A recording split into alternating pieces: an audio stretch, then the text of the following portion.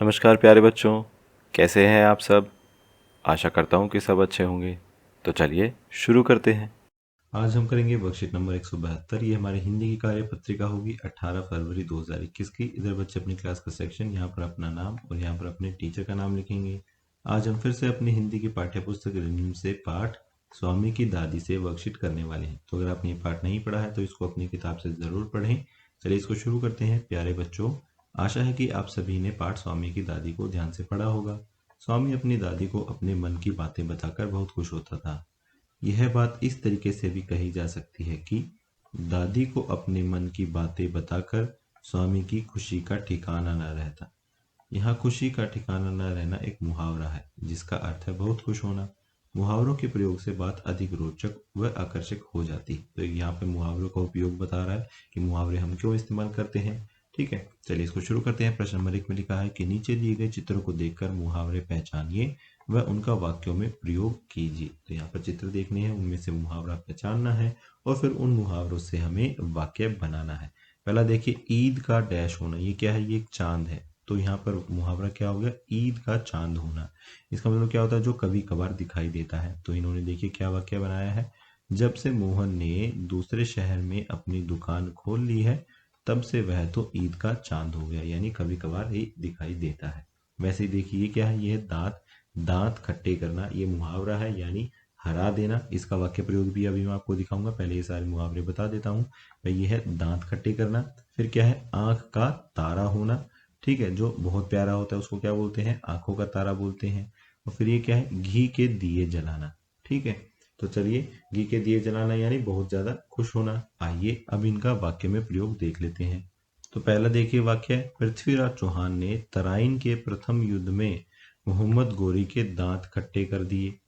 ठीक है, तो ये हमारा वाक्य का में इस्तेमाल हो गया दांत खट्टे करना यानी हरा देना। दूसरा क्या है? आज्ञाकारी बच्चा माँ बाप की आंखों का तारा होता है, यानी वो उन्हें बहुत प्यारा होता है। आंखों का तारा, ये हमने यहाँ पर इस्तेमाल कर लिया। और तीसरा देखिए, पुत्र की सरकारी नौकरी लगने की खबर सुनते ही गरीब किसान ने घी के दिए जलाए, यानी वो बहुत ही ज्यादा खुश हो गया। तो इस तरीके से आप सेंटेंस बना सकते हैं। चलिए अगले क्वेश्चन पर आते हैं। दूसरे क्वेश्चन में लिखा है कि नाक में दम करना। इस मुहावरे का अर्थ है बहुत परेशान करना। नाक हमारे शरीर का एक अंग है। नाक या शरीर के अन्य अंगों के नाम से जुड़े हुए कुछ मुहावरे लिखिए और उनका वाक्यों में प्रयोग भी कीजिए। उदाहरण के तौर पर देखिए, पेट में चूहे दौड़ना। एक इसका वाक्य प्रयोग किया है कि भूख के कारण स्वामी के पेट में चूहे दौड़ने लगे। तो इस तरीके से हमें क्या करना है? अपने शरीर के अंगों से जुड़े हुए जो मुहावरे हैं उनको ढूंढना है और उनको यहाँ पर लिखना है उनके वाक्य के साथ साथ।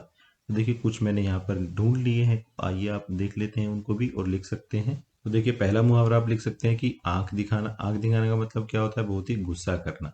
ठीक है, तो इसका आप वाक्य प्रयोग कर सकते हैं कि छोटे बच्चे आंख दिखाने से बिगड़ जाते हैं। तो ये इसका वाक्य प्रयोग हो गया, आंख दिखाना। आंख हमारे शरीर का अंग है। ठीक है, आंख दिखाना मुहावरा है जिसका मतलब होता है गुस्सा करना।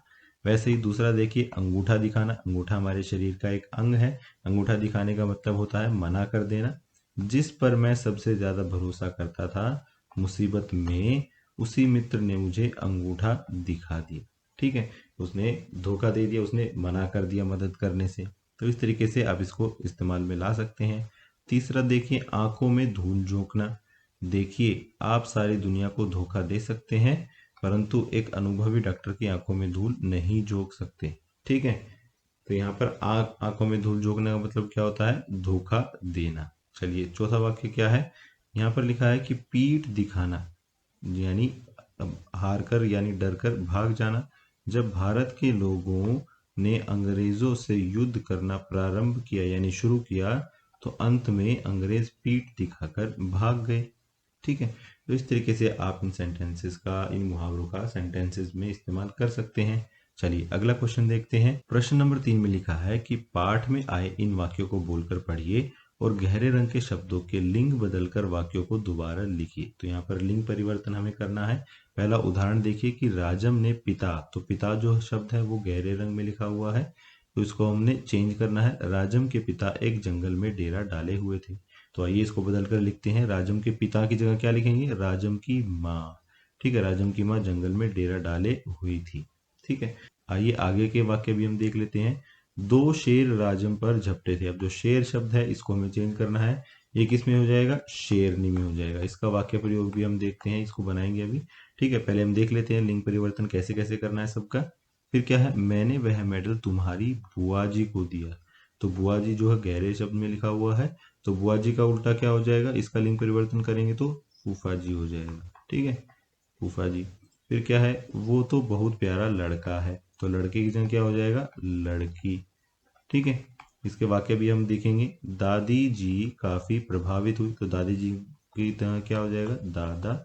और आखिरी में दादी जी राजा की कहानी सुनाते हुए सो गई, तो राजा की जगह क्या हो जाएगा, रानी। ठीक है, तो इस तरीके से इनका लिंग परिवर्तन करना है। आइए अब देखते हैं कि सेंटेंस यानी वाक्य हमें क्या लिखने हैं। तो देखिए, शेर की जगह पहला वाक्य हो जाएगा, दो शेरनी राजम पर झपटी थी। देखिए, यहाँ पर हमने शेर की जगह शेरनी लिख दिया। फिर क्या है, मैंने वह मेडल तुम्हारे फूफा जी को दिया। ठीक है, बुआ जी की जगह फूफा जी। फिर क्या है, वह तो बहुत प्यारी लड़की है, तो लड़का हटाकर लड़की कर दिया। और फिर क्या है, दादाजी काफी प्रभावित हुए, तो दादी को हटाकर दादा कर दिया। फिर क्या है, दादी जी रानी की कहानी सुनाते हुए सो गई। ठीक है, तो इस तरीके से आपको ये वाक्य लिखने हैं इनका लिंग परिवर्तन करके। चलिए अगले क्वेश्चन पर देखते हैं। प्रश्न नंबर 4 में लिखा है कि आपने स्वामी के मित्र राजम के बारे में पढ़ा, स्वामी उससे बहुत प्रभावित था। तो पहले में क्या करना है, क्या आप भी कभी किसी से इतना प्रभावित हुए हैं, यदि हाँ तो बताइए किससे और क्यों। तो ये वाला क्वेश्चन सभी बच्चे अपने आप ही बताएंगे, अपने आप ही इसका आंसर लिखेंगे कि जिस तरीके से स्वामी जो है राजन से प्रभावित हुआ था। ठीक है, क्या आप भी उसी तरीके से किसी ऐसे दोस्त से या किसी ऐसे इंसान से अपनी जिंदगी में प्रभावित हुए हैं। ठीक है, अगर हाँ तो उसके बारे में बताइए। ये बच्चे अपने आप करेंगे सारा ये वाला क्वेश्चन। ठीक है, फिर दूसरा क्या है, अपनी कल्पना से राजम का एक चित्र बनाइए और उसकी कुछ विशेषताएं भी लिखी। तो यहाँ पर हमें सोच समझकर अपने आप ही एक राजम का चित्र बनाना है और पाठ के हिसाब से उसकी विशेषताएं भी बतानी है। तो देखिए इसका आंसर आप कैसे कर सकते हैं। जैसे मान लीजिए ये हमने राजम का चित्र बना दिया। ठीक है, आप इसके नीचे लिख देंगे ये कौन है, ये राजम है। इस तरीके से कोई भी आप चित्र बना सकते हैं। ये तो मैंने ऐसे ही स्केच निकाल लिया कहीं से। ठीक है, आप हल्का छोटा चित्र भी बना सकते हैं कोई। फिर इसकी विशेषताएं देखिए, हम क्या क्या लिख सकते हैं। राजम स्वामी का दोस्त है, राजम एक बहादुर लड़का है, ये इसकी विशेषता है कि ये बहादुर लड़का है। राजम को बंदूक चलाना भी आता है और राजम गणित में बहुत ही होशियार है। तो हमने 3-4 यहाँ पर पॉइंट लिख दिए हैं, ये सारी राजम की विशेषताएं हैं।